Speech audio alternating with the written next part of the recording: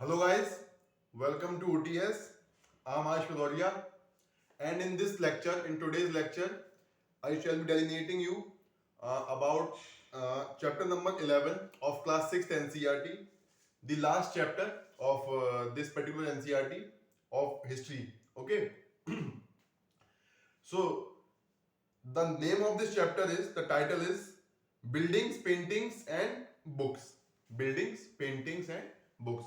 That means ये जो chapter है आपका, ये पर्टिकुलर चैप्टर आपका आपको बताना चाह रहा है जो आर्ट एंड आर्किटेक्चर जो था उस जमाने में। अब किस जमाने में, क्योंकि क्लास 6 की एनसीईआरटी जो है वो एंशियंट पीरियड की है, तो ऑब्वियसली ये एंशियंट पीरियड का जो आर्ट है, जो आर्किटेक्चर है और जो कुछ किताबें हैं उनके बारे में बताएगा। Okay, so let's get started with this chapter.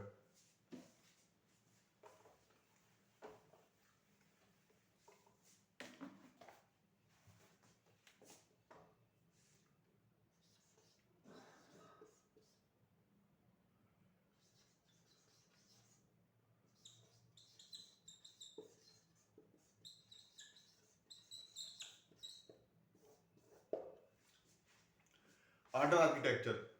अब इस चैप्टर की शुरुआत जो हुई है वो एक टॉपिक से हुई, दैट इज मेटलर्जी। ठीक है, मेटलर्जी टॉपिक से इस चैप्टर की शुरुआत हुई है। अब मेटलर्जी में क्या एग्जांपल दिया गया है इसमें एग्जांपल दिया गया है हड़प्पन लोगों का जो कि ब्रॉन्ज का इस्तेमाल करते थे। अब ब्रॉन्ज का इस्तेमाल कैसे होता है? ब्रॉन्ज का इस्तेमाल होता है कॉपर और टिन को मिलाकर। इसका मतलब उन्हें कॉपर का भी ज्ञान था, उन्हें टिन का भी ज्ञान था और उन्हें अलॉय का भी ज्ञान था, तो वो मिलाकर जो है ब्रॉन्ज बनाते थे। और इसीलिए इस सिविलाइजेशन को ब्रॉन्ज एज सिविलाइजेशन भी कहा जाता है। क्या कहते हैं? Bronze age civilisation. ठीक है। सो अब ये लाते कहां से थे? सी, टिन और कॉपर ये अफगानिस्तान से लाते थे, राजस्थान से लाते थे। ओके, राजस्थान में जो खेतरी कल्चर था वहां से लेके आते थे कॉपर। टिन अफगानिस्तान से आता था, ईरान से आता था। तो इससे क्या साबित होता है कि इनका ट्रेड रिलेशन भी था, ना केवल इनसाइड द सब कॉन्टिनेंट बल्कि outside the subcontinent also. Okay, so ये हो गई कहानी आपके ब्रॉन्ज की। दूसरा टॉपिक दे रखा है था आयरन पिलर।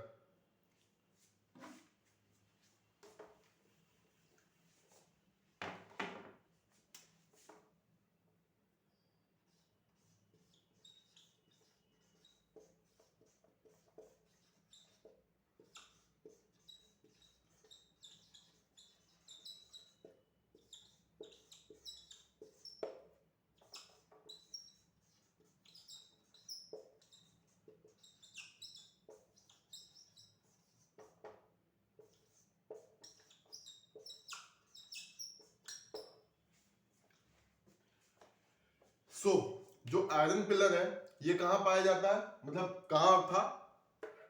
महरौली में। बनवाया किसने था?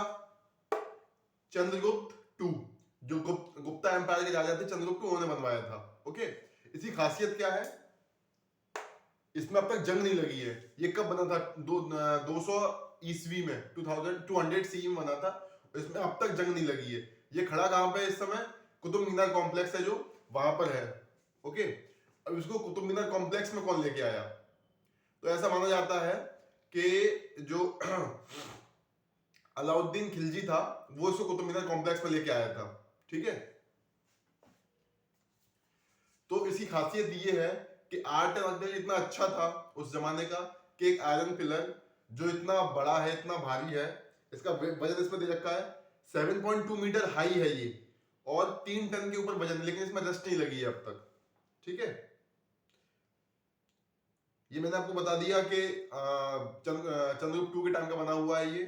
और आयरन जो है बिहार और झारखंड से लिया जाता था उस समय, गुप्ता एम्पायर के टाइम पे जब ये बनाया गया था। आयरन जो है बिहार और झारखंड से लिया गया था। ठीक है, अब इसमें अगला हेडिंग है buildings in bricks and stones, यानी कि ब्रिक्स और स्टोन्स में बिल्डिंग। अब मैं आपको बता दूं कि सन बेक्ड ब्रिक्स मिली है हड़प्पन सिविलाइजेशन के टाइम से। सन बेक्ड ब्रिक्स, ठीक है, जो सूरज में तभी ब्रिक्स है वो मिली है। और न्यूलिथिक पीरियड में ही मोर्टार्स और ग्राइंडर्स का यूज शुरू हो गया था, यानी कि ये साइंटिफिक टेक्नोलॉजी है ब्रिक्स को जोड़ने की, वो काफी टाइम पहले शुरू हो गई थी। ठीक है, अब यहाँ पर स्टोन से क्या क्या बिल्डिंग बनी है? स्टोन से कई मंदिर बने हैं, लेकिन फिलहाल इसमें जो दे रखा है वो स्तूप से शुरुआत करी हुई है। जो स्तूप है ना, स्तूपा जो कहते हैं बुद्धिस्ट लोगों के लिए, उससे शुरुआत करी गई है। तो स्तूपा क्या होता है बेसिकली, स्तूप में खासियत क्या होती है कि भगवान बुद्ध या बुद्ध जी जो बुद्ध हैं, उनके जो रेलिक्स हैं बॉडी के, वो रखे गए हैं। किसी में कुछ रखा है, किसी में दांत रखा है, किसी में बाल बाल रखे हुए हैं, ऐसे रखा हुआ है। और वो उसके आसपास चक्कर लगाते हैं, क्लॉकवाइज डायरेक्शन में चक्कर लगाए जाते हैं उसके, और उसमें अंदर जो घुसते हैं उसको प्रदक्षिण पथ कहते हैं। क्या कहते हैं? प्रदक्षिण पथ स्तूप में होता है, और क्लॉकवाइज चक्कर लगाए जाते हैं। ये अपनी जो है रिलीजियस भावनाओं को प्रकट करने का तरीका है। ठीक है, अच्छा, अब कुछ इंपॉर्टेंट स्तूप मैं आपको बता दूं। इंपॉर्टेंट स्तूप कुछ, एक तो आपका सांची स्तूप है, ठीक है, फिर एक अमरावती है, एक नागार्जुन कोंडा में स्तूप है। अब नागार्जुन कोंडा का जो स्तूप है वो सातवाहन से बनवाया था, अमरावती का भी सातवाहन का ही था। सांची स्तूप ये कहा जाता है कि अशोक के टाइम शुरू हुआ था। ठीक है,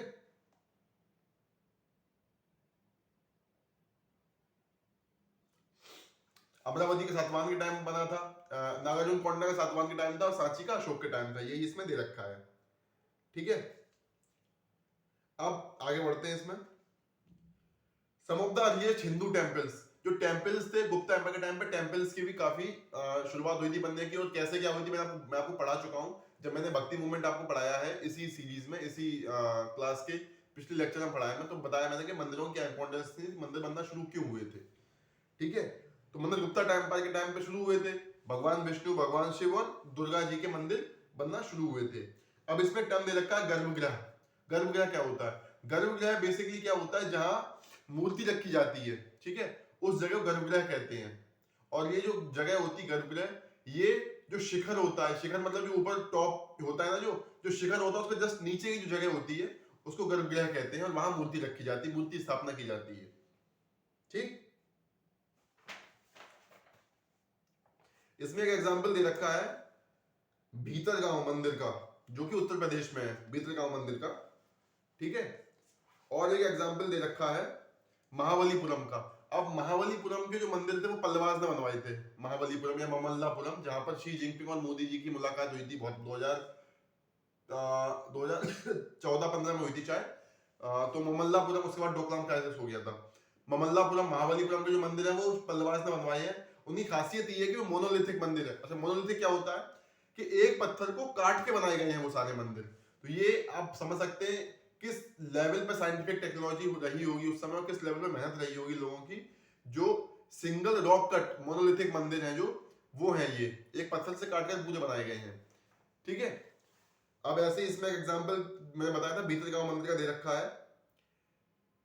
ये बेक्ड ब्रिक्स और स्टोन का मंदिर है। मैंने बताया ना बेक्ड ब्रिक्स का कल्चर बहुत पहले चला आ रहा है, तो बेक्ड ब्रिक्स और स्टोन का मंदिर है ये। और जो महाबलीपुरम के मंदिर है वो मोनोलिथिक मंदिर है। ठीक है, किसने बनवाए थे? पल्लवास ने बनवाए थे। एक मंदिर इसमें दे रखा है दुर्गा मंदिर I'm sorry guys, एक मंदिर इसमें दे रखा है द दुर्गा टेम्पल एट अहोल। अहोल में दुर्गा टेम्पल है, उसके बारे में इसमें बताया गया है। ठीक है, अच्छा, अब इसमें टर्म दे रखा है मंडप। मैंने आपको टर्म बताया गर्भगृह, अब इसमें एक और टर्म दे रखा है मंडप। मंडप क्या होता है? मंडप एक्चुअली वो जगह होती है जहां लोग इकट्ठे होते हैं। गर्भगृह जहां मूर्ति रखी होती है, मंडप जहां लोग इकट्ठे होकर मूर्ति की पूजा करते हैं। ठीक है, शिखर जो ऊपर टॉप होता है मंदिर के उसको शिखर कहते हैं। नॉर्थ में उसको शिखर कहते हैं, साउथ में उसको विमान कहा जाता है। ठीक है, नॉर्थ में शिखर और साउथ में विमान कहा जाता है सेम एरिया को। ठीक,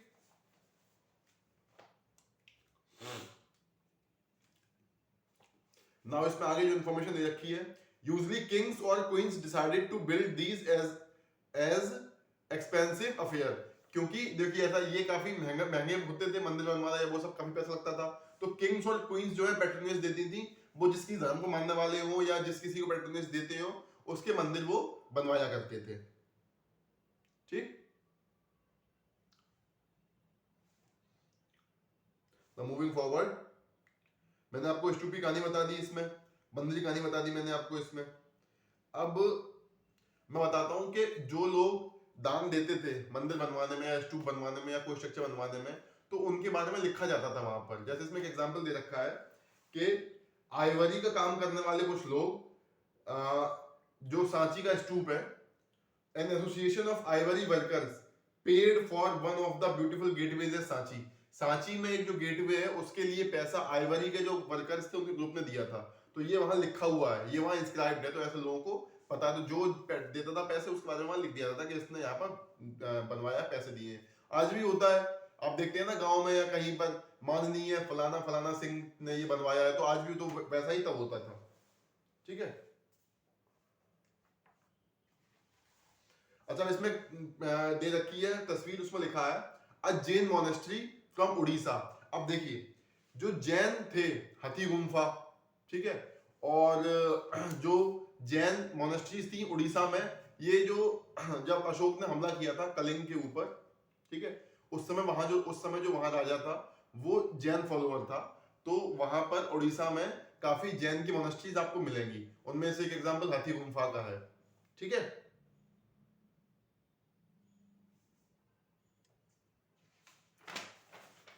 अब इसमें अगले पेज पे आते हैं, तो इसमें पेंटिंग्स के बारे में बताया गया है।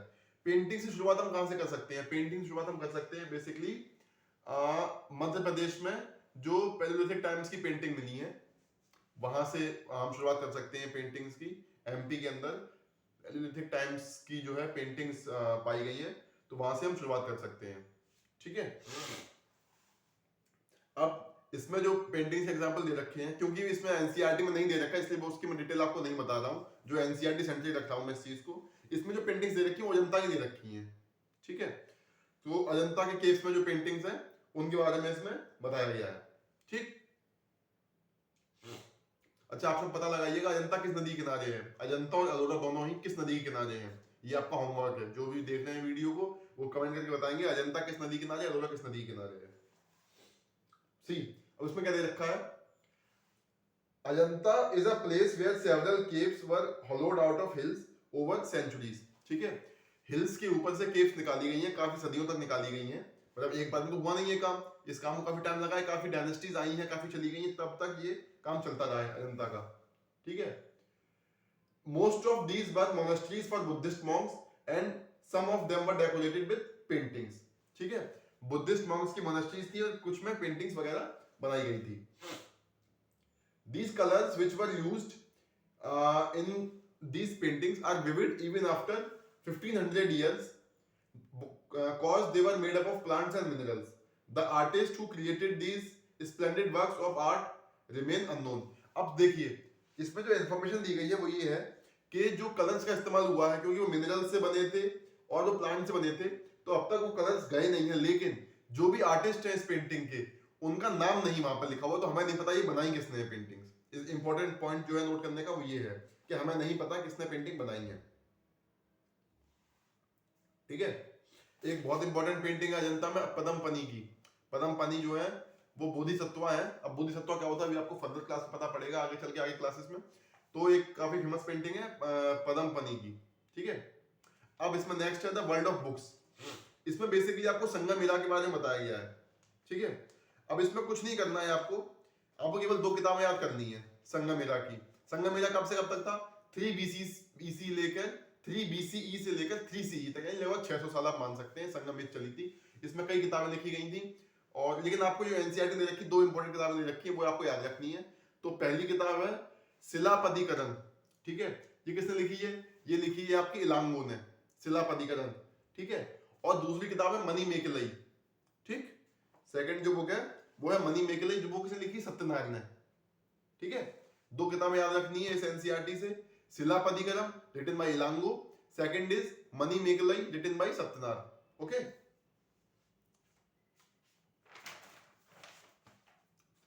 किस लैंग्वेज में लिखी हुई है ये भी इंपॉर्टेंट है। ठीक है। किस लैंग्वेज में लिखी हुई है? ये लिखी हुई है बेसिकली तमिल लैंग्वेज में। ठीक है। कालिदास की जो है संस्कृत लैंग्वेज में है उस समय, और जो साउथ इंडिया में जो ये संगम है ये तमिल लैंग्वेज में लिखी गई है। ठीक है। अब इसी समय गुप्ता एम्पायर के टाइम ही पुराना कंपाइलेशन हुआ था, जो हम कहते हैं ना वेद संहिता, जिसमें वेद आते हैं, उपवेद आते हैं, वेद, उपवेद और अरण्यक, देन ब्राह्मण, एंड देन जिसमें जो ये जो आते पुराण, ये सबको वेद संहिता कहते हैं। और ये श्रुति लिटरेचर का पार्ट है। किसका? श्रुति लिटरेचर का। तो ये सब जो कंपाइलेशन हुआ था गुप्ता एम्पायर के टाइम तक खत्म हुआ था, तो वो भी इसमें दे रखा है कि पुराण का कंपाइलेशन यहाँ पे। वो पुराण बेसिकली क्या है? पुराण बेसिकली जो क्या चीज थी, जो वेद में पूरा लिखा हुआ है उसको एक नए ढंग से देखने का तरीका था। पुराणों में बेसिकली थोड़ा सा कर्मकांड और आगे बढ़ाया गया था, ठीक है। और पुराण पढ़ के ही, जो पुराण थे उनसे ही खिलाफत करके महात्मा बुद्ध और महावीर जैन ये लोग निकले थे, ठीक है। ये बेसिकली उपनिषद से इन्फ्लुएंस थे और पुराणों में जो कर्मकांड थे, रीति रिवाज थे, उनके खिलाफ निकले थे, ठीक है। पुराण का मतलब क्या होता है? पुराण का मतलब होता है पुराना, पुराना, पुराण, दैट मीन्स ओल्ड, ठीक है। तो इसमें वही दे रखा है। पुराण बेसिकली सिंपल संस्कृत में लिखे हुए हैं और कंपाइलेशन कब तक हुआ है? कंपाइलेशन गुप्ता एम्पायर के टाइम में खत्म हुआ है, ठीक है। अच्छा, पुराण में खासियत क्या थी? पुराण औरतें भी सुन सकती थी, शूद्र भी सुन सकते थे, ठीक है। ये लिटिल वैदिक एज के बाद थोड़ा सा हम आपको हमारी सोसाइटी रिजिडनेस आ गई थी शूद्रों और महिलाओं को लेकर, लेकिन पुराणों का क्या था कि औरतें भी सुन सकती थी, शूद्र भी सुन सकते थे, ठीक है। इनको वेद सुनने की अनुमति नहीं थी, लेकिन पुराण सुनने की अनुमति थी, ठीक। अच्छा, रामायण और महाभारत संस्कृत टेक्स्ट है, वो भी इसी समय लिखे गए थे, ठीक है। रामायण भी और महाभारत भी। इनफैक्ट रामायण तो इंडिया की फॉरेन पॉलिसी में एक इंपॉर्टेंट पार्ट प्ले करती है। आप कभी आगे इंटरनेशनल रिलेशंस पढ़ेंगे तो पता पड़ेगा आपको। Ramayana basically plays a very flagship role in Indian foreign policy, ठीक है। तो इस चैप्टर में बेसिकली इतना ही था। अब इसकी एक्सरसाइज में हम करवा देते हैं। इसमें एक चीज और है, जातक कथाएं। जातक कथाएं बेसिकली 552 कथाएं हैं जो बुद्ध और उनके पूर्व जन्मों से रिलेटेड है। उसमें अब वो बुद्धिज्म का पार्ट है और आपको उसमें बुद्ध के पुराने जन्म है जो उसमें बताए गए हैं वो मिलेंगे, और वो जन्म एनिमल्स के फॉर्म में हो सकते हैं, किसी और फॉर्म में हो सकते हैं। टोटल 552 जातक कथाएं हैं, ठीक है। जैसे उसमें से एक है द मंकी किंग करके। मंकी किंग एक कहानी दे रखी है, वो जातक कथाओं की ही कहानी है, ठीक।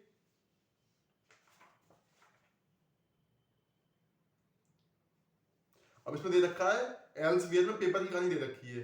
पेपर बेसिकली कब शुरू हुआ, कहां शुरू हुआ? पेपर बेसिकली शुरू हुआ चाइना में, ठीक है। काई लुन नाम के एक आदमी थे, उन्होंने इन्वेंट किया पेपर चाइना में। वहां से वो पेपर फिर फैला चाइना से पेपर वो गया अरब, अरब से पेपर वो आया इंडिया, तो इस तरीके से फिर वो यूरोप गया और इस तरीके से पेपर का विस्तार होने लगा। पहले पेपर बहुत महंगा मिलता था, ओके, पेपर की बहुत कीमत होती थी, और मिडाइवल सेंचुरी में फिर पेपर की जब भरमार हो गई तो पेपर भी बहुत सस्ता हो गया, ठीक है। एक एग्जांपल दे रखा है क्लास 7 की एनसीईआरटी में दे रखा है ये सेम एग्जांपल, ठीक है, द इंपॉर्टेंस ऑफ पेपर करके। अब इसकी जो एक्सरसाइज है वो करवा देता हूं मैं। सो मैच द फॉलोइंग है पहले इसमें।